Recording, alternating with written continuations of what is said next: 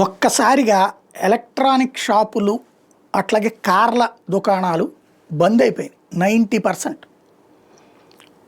90% business పడిపోయింది. GST impact.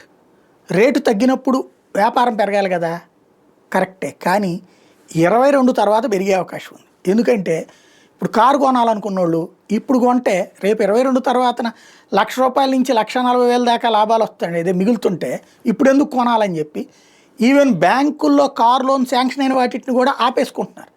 అవసరమైతే cancel చేసుకుంటున్నారు. ఎందుకు? ఇంతకుముందు రేటు ప్రకారం ఓకే అయ్యి ఉన్నాయి, అవి క్యాన్సిల్ చేసుకుని మళ్ళీ మేము కొత్తగా ఫ్రెష్గా పెట్టుకుంటాంలే, ఒక 5,000 ప్రాసెసింగ్ ఛార్జ్ పోద్ది, అంత మించి పోయేదే ఉందని అయ్యే క్యాన్సిల్ చేసుకుంటున్నారు. ఈవెన్ షాపుల్లో ఏది కనుక్కుంటున్నారు తప్పించి కొనుక్కోవట్లేదు. అలాగే నిన్న విజయవాడ గుంటూరు మధ్య తిరిగితే ఎలక్ట్రికల్ ఇదే మన టీవీలు ఫ్రిడ్జ్లు ఇవన్నీ ఉండేటటువంటి ఎలక్ట్రానిక్ షాపుల్లో చూస్తే ఖాళీగా ఉన్నాయి.